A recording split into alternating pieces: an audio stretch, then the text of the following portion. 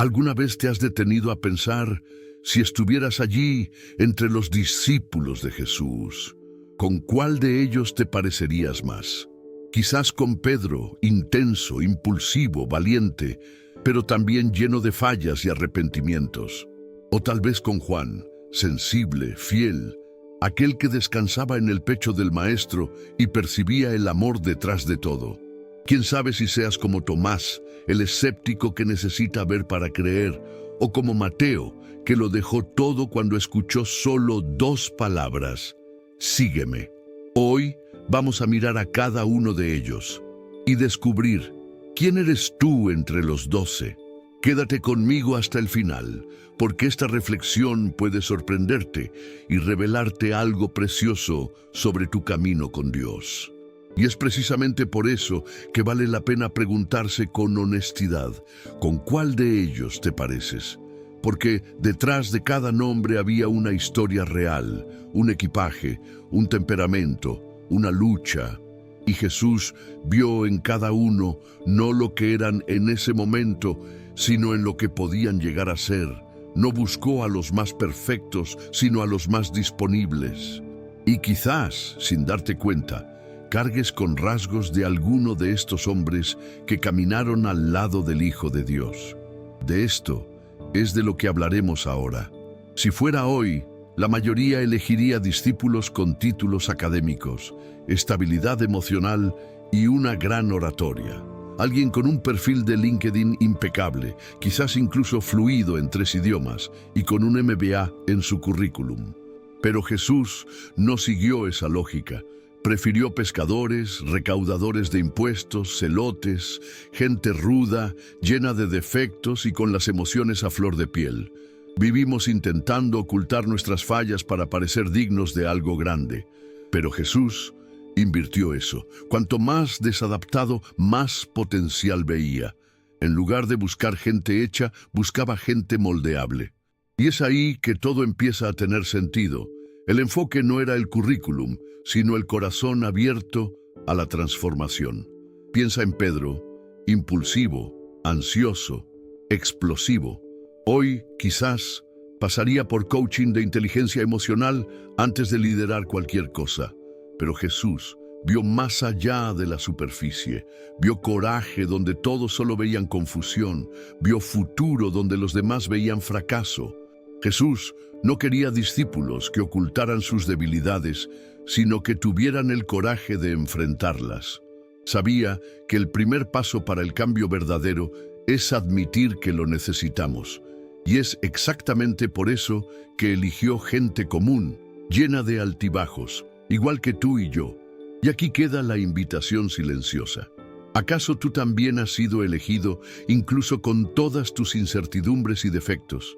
Porque si Jesús llamó a aquellos que el mundo descartaría, quizás esté mirando justamente a lo que tú crees que te descalifica. Ahora, veamos cómo esto se aplica a los discípulos menos conocidos.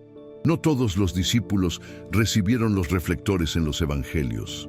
Nombres como Andrés, Felipe, Bartolomé, Jacobo, hijo de Alfeo, Tadeo y Simón el Celote aparecen de forma breve, casi como coactores en el gran guión de la salvación.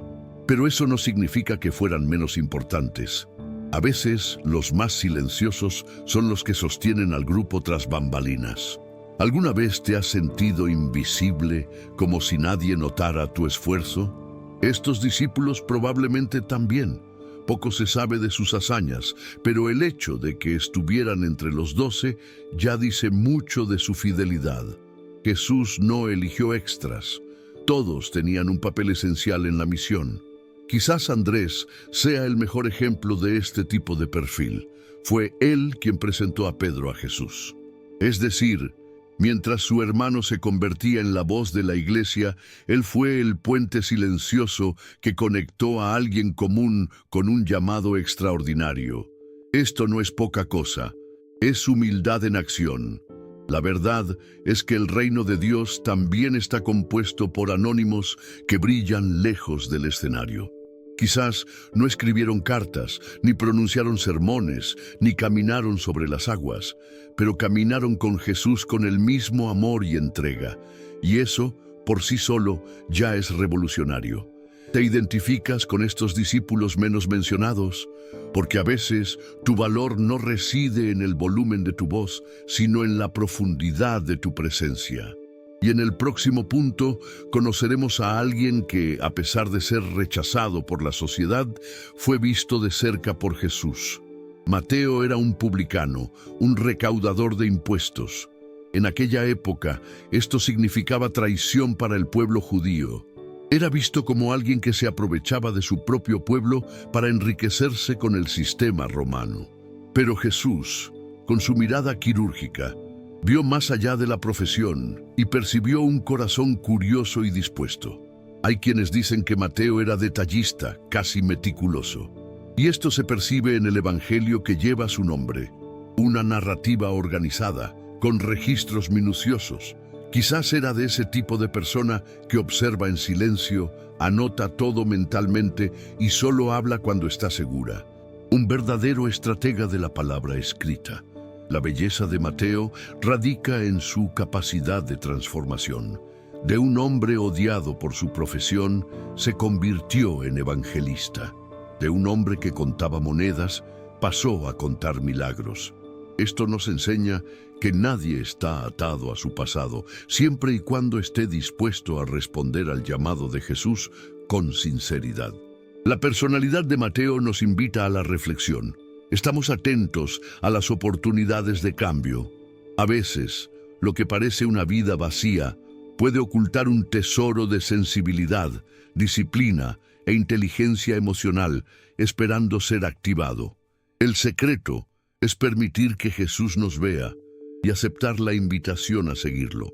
Si te reconoces como alguien más racional, observador y quizás hasta juzgado por tu historia o profesión, tal vez tu camino se asemeje al de Mateo, y eso es poderoso. Ahora, sigamos hacia un discípulo que representa el lado más escéptico del alma humana. Tomás es conocido por una única actitud, dudar de la resurrección. Pero somos tan diferentes. No era alguien sin fe, sino alguien que quería pruebas, alguien que necesitaba tocar para creer. ¿Y quién no ha necesitado una confirmación adicional cuando todo parecía incierto? La desconfianza de Tomás no era meramente teológica, era emocional. Ya lo había apostado todo a Jesús y vio cómo todo se desmoronaba en la cruz. La duda, entonces, no provino del frío escepticismo, sino de un alma herida. Su frase, "Si no veo, no creeré", revela más un dolor no sanado que arrogancia. Tomás representa a quienes aman, pero temen volver a creer. Aquellos que se han frustrado tanto que prefieren el distanciamiento emocional a una nueva decepción. Pero Jesús, con su pedagogía perfecta, no lo reprende. Lo invita, "Toca aquí, Tomás". Y eso lo cambia todo. Es inclusión incluso ante la incredulidad. Este episodio muestra el cuidado de Jesús con las personalidades más racionales, desconfiadas o marcadas por decepciones pasadas. En lugar de juzgar, acoge. Entiende que algunas heridas requieren más tiempo, más evidencia y más paciencia para sanar. Tomás no fue dejado atrás, fue sanado por la presencia. Si eres de los que analizan todo, que tardan en confiar, que necesitan ver para entregarse, quizás tengas un poco de Tomás. Y está bien. Lo importante es que, incluso entre la duda y la fe, Jesús sigue extendiendo la mano. Ahora pasamos a un discípulo lleno de ambición y audacia. Jacobo, hermano de Juan, era conocido por su personalidad audaz e impulsiva. Hijo de Zebedeo, formaba parte del círculo más cercano de Jesús. Y como todo temperamento fuerte, traía consigo tanto virtudes como desafíos.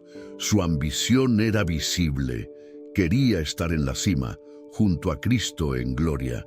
Este deseo de protagonismo fue malinterpretado por algunos, pero revela algo común en todos nosotros: el anhelo de ser relevante. Jacobo quería dejar huella, quería hacer historia. El problema es que, a menudo, confundimos importancia con posición. Y Jesús necesitaba enseñar que el mayor es el que sirve, no el que manda. Jacobo tenía dificultades con la espera y con los límites. Era de esos que quieren las cosas para ayer, aunque el proceso aún no esté maduro. Pero Jesús no lo descartó por eso. Al contrario, lo llevó consigo en los momentos más íntimos, como la transfiguración, es decir, veía propósito detrás del impulso. Con el tiempo, Jacobo fue moldeándose. Aquel que anhelaba la gloria terminó como mártir, entregando su vida por el Evangelio. Esto no es debilidad, es coraje en su máxima expresión. Comprendió que el mayor logro no reside en sentarse a la diestra de Jesús, sino en estar dispuesto a seguirle hasta el final, incluso a través del sufrimiento. Quizás tú también seas una persona intensa, ambiciosa, impaciente. Esto no tiene por qué ser un inconveniente, puede ser el combustible para algo grandioso. La pregunta es, ¿hacia dónde diriges esa fuerza? Y en el siguiente punto, veremos cómo esa impulsividad se transforma en un liderazgo vibrante. Pedro era del tipo de persona que hablaba antes de pensar y actuaba antes de calcular las consecuencias. Un verdadero volcán emocional. A veces se derretía en fe, a veces explotaba en negación. Le cortó la oreja a un soldado por impulso y poco después lloró amargamente por negar al maestro. Una paradoja andante, como muchos de nosotros. Su impulsividad lo hacía tropezar, pero también le permitía levantarse rápidamente. Pedro no era lento para recomenzar. Cometía errores graves, sí, pero amaba con intensidad. Mientras otros retrocedían, él se lanzaba al mar para ir al encuentro de Jesús. Era tosco, pero leal, y Jesús sabía exactamente qué hacer con esa clase de gente. Jesús vio en Pedro a un líder, incluso cuando él solo se percibía como un pescador inestable. Al decir, tú eres Pedro, y sobre esta roca edificaré mi iglesia, Jesús no elogiaba al Pedro del momento, sino al Pedro que aún estaba por surgir. Era una visión profética que vislumbraba el futuro de un hombre en construcción. Pedro es un retrato perfecto de quien experimenta altibajos emocionales, pero posee un corazón dócil. Aprendió de sus caídas y se convirtió en una roca, no por ser inquebrantable, sino por saberse reponer. Su liderazgo no emanó de la perfección, sino de la humildad de perseverar a pesar de las fallas. Si sientes que te equivocas demasiado, que reaccionas impulsivamente, que a veces dices lo que no debías, quizás te parezcas a Pedro, y eso es bueno. Porque en manos adecuadas, hasta el temperamento más explosivo puede convertirse en un instrumento de transformación.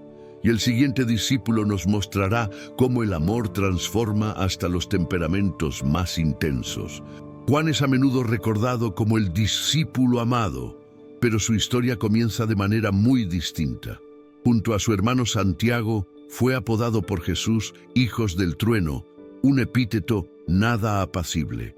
Era explosivo, competitivo e impaciente. Llegó incluso a pedir fuego del cielo sobre una aldea que no quiso recibir a Jesús. Al principio, Juan buscaba el protagonismo. Quería estar al lado de Jesús en el trono, quería ser el número uno. Pero Jesús, como maestro de la reeducación emocional, fue guiando ese corazón impulsivo hacia un nuevo sendero. Un camino de amor, sensibilidad y entrega profunda. Juan empezó intenso y permaneció intenso, solo que ahora en el amor. Su transformación no fue mágica, fue relacional. Juan aprendió a amar observando a Jesús amar. Lo que antes era arrogancia se tornó ternura. El deseo de mandar se convirtió en deseo de cuidar. Y esto es hermoso. Alguien que canalizó el fuego del trueno para calentar corazones en lugar de quemarlos. Juan se convirtió en el apóstol de la intimidad. Fue él quien recostó la cabeza en el pecho de Jesús y quien permaneció a los pies de la cruz cuando todos huyeron. Su travesía demuestra que los más impulsivos pueden convertirse en los más afectuosos cuando aprenden a canalizar su fuerza con madurez espiritual. Si eres intenso, emotivo, a veces incluso radical en tus reacciones, Juan puede ser tu referente.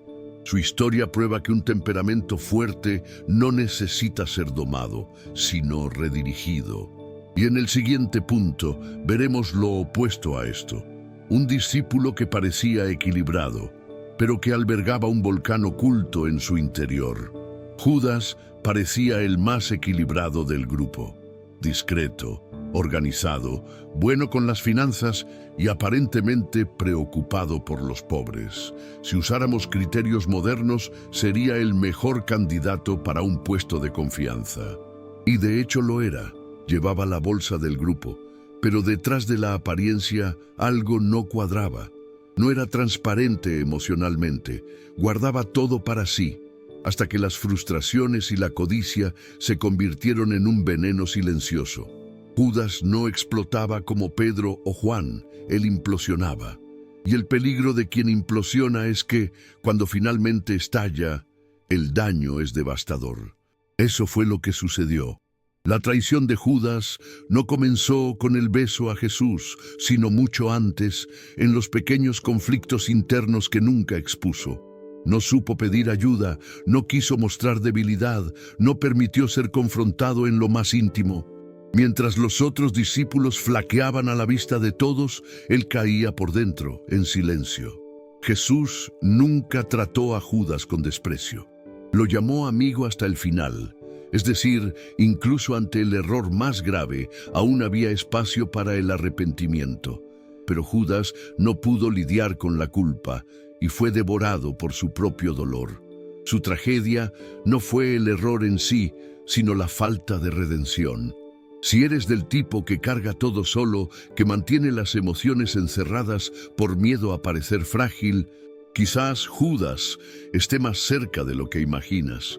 Pero aún hay tiempo. No tienes por qué terminar como él. En el siguiente punto, entenderemos por qué Jesús eligió perfiles tan contradictorios para un plan tan grandioso. A primera vista, la elección de los discípulos por parte de Jesús parece un desastre estratégico. Un grupo con pescadores impulsivos, recaudadores de impuestos odiados, escépticos desconfiados e incluso un potencial traidor. Cualquier gestor de personas habría desaprobado a ese equipo en la primera evaluación de perfil. Pero Jesús tenía otro método. Jesús no buscaba a los más preparados, sino a los más moldeables. Prefería trabajar con materia prima imperfecta que con productos listos y resistentes al cambio. Su elección revelaba algo profundo. El proyecto era transformación, no rendimiento inmediato, y para eso se necesitaba gente con espacio para crecer. Cada discípulo representaba una debilidad humana a ser sanada: impulsividad, desconfianza, ambición, intolerancia, egoísmo, incluso violencia emocional. ¿Pero qué tenían todos en común? Estaban dispuestos a seguir. Y eso es todo lo que Jesús necesitaba, un sí imperfecto pero sincero. Si hubiera elegido a los más equilibrados, quizás nunca los habría podido transformar de verdad. La rigidez emocional es más difícil de tratar que la inestabilidad sincera. Por eso, Jesús vio valor donde nadie más lo veía. Eligió por fe en el futuro, no por la etiqueta del presente. Entonces, si alguna vez te has sentido demasiado inadecuado para ser parte de algo grande, debes saber que ese es precisamente tu diferenciador. Jesús no quiere máscaras, quiere gente dispuesta. Y en el siguiente punto, veremos cómo lidió con todos los desafíos emocionales que este grupo traía consigo. Formar a los discípulos no fue tarea sencilla. Jesús lidiaba diariamente con un grupo de hombres marcados por traumas, memorias distorsionadas y reacciones impredecibles. Era como trabajar con espejos rotos. Cada uno reflejaba la verdad de forma fragmentada, pero él no se asustaba con las grietas. Él restauraba. La personalidad humana es un laberinto. Detrás de cada comportamiento hay recuerdos antiguos, palabras maldichas, rechazos no superados. Los discípulos no eran diferentes. Pedro necesitaba lidiar con su miedo al fracaso, Juan con su deseo de ser el primero, Tomás con su trauma al confiar, Judas con su frustración silenciosa. Jesús no usaba fórmulas prefabricadas. Miraba a los ojos, escuchaba sin prisa, corregía con amor. Cada reprimenda venía acompañada de una oportunidad de recomenzar. Reeducaba los sentimientos con paciencia, transformaba pensamientos con historias y usaba el día a día como aula emocional. ¿Alguna vez has notado cómo Jesús trataba los errores de sus discípulos como parte del proceso? Sabía que el barro aún se estaba moldeando. Por eso no se rendía ante los tropiezos. Al contrario, aprovechaba cada fallo como una oportunidad para enseñar algo más profundo, sobre sí mismos, sobre Dios y sobre el amor. Si te has sentido emocionalmente revuelto o lleno de recuerdos difíciles, debes saber que estás en el tipo de suelo correcto. A Jesús le encanta trabajar con quienes tienen historias reales, no con quienes fingen tener todo bajo control. Y en el siguiente punto, descubriremos el secreto de su metodología transformadora. Jesús no era solo un maestro de la fe, también era un educador emocional por excelencia. Sabía que cambiar un comportamiento requería más que palabras bonitas. Era necesario tocar el alma. Por eso aplicaba estrategias precisas. Elogiaba en público, pero corregía en privado. Nunca avergonzaba, siempre redimía. En lugar de sofocar emociones, Jesús las reorientaba. Le decía a Pedro que soltara la espada pero no el coraje. Hablaba con Tomás sobre la duda, pero le ofrecía evidencia. En lugar de reprimir la personalidad, Jesús enseñaba a redirigirla. Era como tomar la fuerza de un río y construir una presa que genera vida, no destrucción. Reescribía patrones con nuevas experiencias. Si alguien solo conocía el rechazo, Jesús ofrecía acogida. Si el pasado estuvo marcado por la culpa, Él traía el perdón. Las parábolas que contaba no eran solo lecciones morales, eran formas de acceder a lugares profundos de la memoria.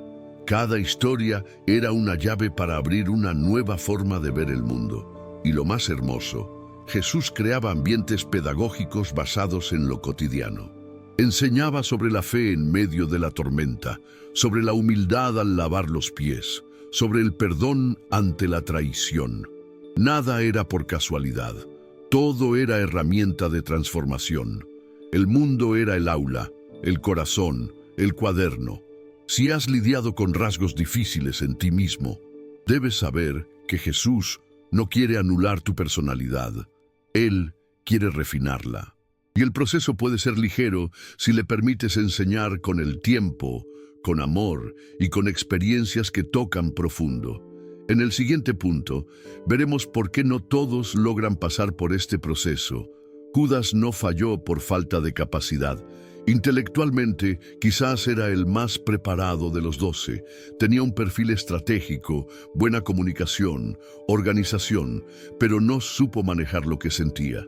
Su caída no fue por falta de talento, sino por falta de transparencia emocional.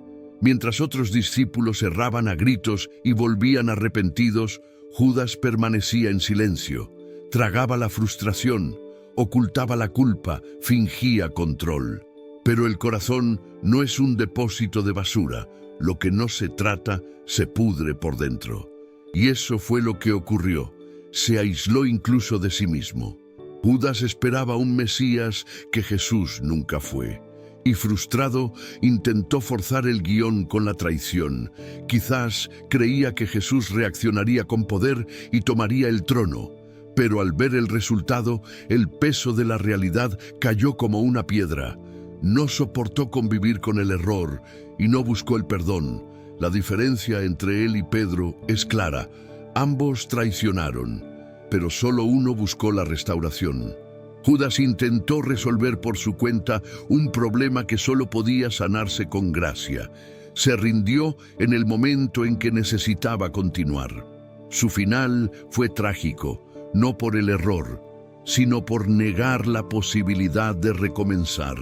Si alguna vez te equivocaste gravemente y piensas que es demasiado tarde, recuerda, Judas no fue condenado por el fallo, sino por la huida de la redención. Siempre hay un camino de regreso cuando el corazón se abre. Y ahora, en el siguiente tema, entenderemos cómo ocurre la sanación emocional, incluso después de caídas profundas. La mente humana no tiene tecla de borrar.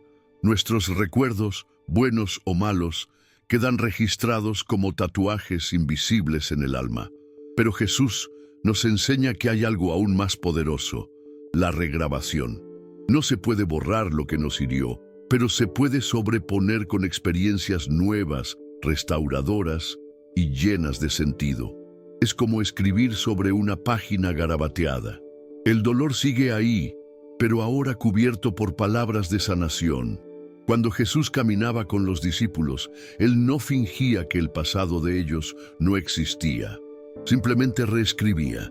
Momentos de rechazo se convertían en aceptación, la culpa daba lugar al perdón, la impulsividad se transformaba en propósito. Esta regrabación es diaria, no ocurre de un instante a otro, sino en un proceso. Es caer y volver a intentarlo. Es recordar el error y decidir caminar de todos modos. Jesús sabía esto. Por eso nunca desistía de enseñar de nuevo, perdonar de nuevo, amar de nuevo. Era repetición con propósito, sanar lo que el mundo había roto. ¿Conoces ese sentimiento de no puedo cambiar? Es normal. Los discípulos también lo tenían, pero Jesús nunca exigió perfección, solo entrega constante. Sabía que las recaídas son parte del camino, siempre y cuando no nos quedemos postrados en ellas. Cada nueva oportunidad es una página en blanco para sobreponer lo que nos hirió. Si cargas recuerdos difíciles, entiende, son parte de tu historia, pero no tienen por qué dictar tu futuro. Con Jesús siempre hay un recuerdo nuevo esperando nacer. Y en el siguiente punto veremos cómo esta transformación interna se convirtió en la mayor revolución jamás realizada. Jesús no vino a fundar un imperio terrenal ni a liderar revueltas armadas. Su revolución fue silenciosa, pero avasalladora. Entró donde nadie veía, en el corazón. Y fue allí donde provocó la transformación más profunda que el mundo jamás conoció. Del alma herida al alma sanada. El cambio propuesto por Jesús no era externo, era interno. Se trataba de domar la ira, sanar la culpa, redirigir la ambición y enseñar el amor donde solo había egoísmo. Los discípulos no se convirtieron en héroes de la noche a la mañana. Fueron pulidos. Hubo sudor, lágrimas, nuevos comienzos y mucha gracia involucrada. Su método, amor, tiempo y presencia constante. Jesús insistía en enseñar, incluso cuando los discípulos no entendían. Repetía lecciones con paciencia, incluso después de recaídas. No se rendía hasta ver el oro aparecer bajo el polvo. Porque para Jesús, cada personalidad difícil era solo un diamante mal tallado. No necesitas ser perfecto para ser transformado. Necesitas estar dispuesto. Y eso es lo que Jesús hizo con los 12. Tomó hombres comunes, falibles, temperamentales, y los convirtió en pilares de una nueva humanidad. Porque solo quien ha sido profundamente transformado por dentro puede transformar el mundo allá afuera. Y ahora, con todo esto ante tus ojos, surge la pregunta inevitable. Entre todos estos discípulos, ¿con cuál te pareces más? Y si, al mirar a los 12 discípulos, te vieras en uno de ellos, quizás seas como Pedro, habla sin pensar, ama con fuerza, pero tropieza en sus propias reacciones. O como Juan, intenso, afectuoso, pero a veces dominado por impulsos. Puede que te reconozcas en Tomás, el racional, el que necesita ver para creer. Y está bien, quizás vivas entre la sensibilidad de Mateo y la discreción de Felipe. o cargues la audacia de Santiago, mezclada con las ganas de vencer rápido. Quién sabe, quizás te parezcas más a Judas de lo que te gustaría admitir, guardando dolores que nadie ve y luchando por no explotar por dentro. Seas quien seas, hay gracia para ti. Lo más importante no es con quién te pareces más, sino si estás dispuesto a pasar por el mismo proceso de transformación. Jesús nunca exigió prontitud, sino entrega. No buscaba supercreyentes, buscaba corazones enseñables, y es por eso que los 12 fueron convocados, cada uno con sus cargas, sus vicios y sus virtudes. Mirar a los discípulos es como asomarse a un espejo multifacético. Un día somos Pedro, al siguiente somos Tomás, a veces somos Juan, rebosante de amor, otras Judas, ahogado por conflictos internos.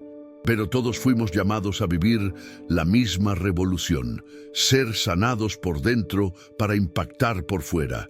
Así que la pregunta no es ¿quién es el mejor discípulo?, sino ¿quién eres tú entre los 12? Y más importante aún, ¿estás dispuesto a permitir que Jesús transforme lo más difícil en ti? Porque, a fin de cuentas, el mayor milagro siempre comienza en nuestro interior.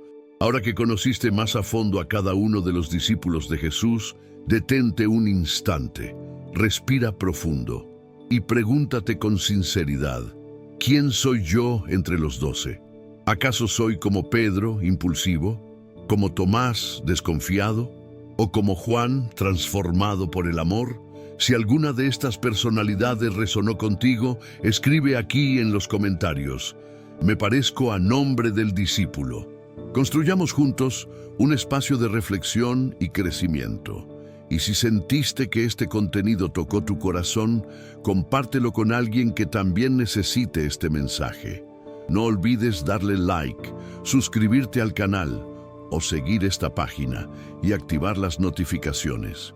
Tenemos muchas más reflexiones como esta en camino, y quién sabe si la próxima te ayude a descubrir una faceta aún más profunda de tu identidad en Dios. Comenta ahora, ¿con qué discípulo te identificas más y por qué? Comparte este mensaje con alguien que necesite recordar que incluso los más imperfectos fueron escogidos. Y recuerda, Jesús no llamó a los mejores, Él transformó a los dispuestos.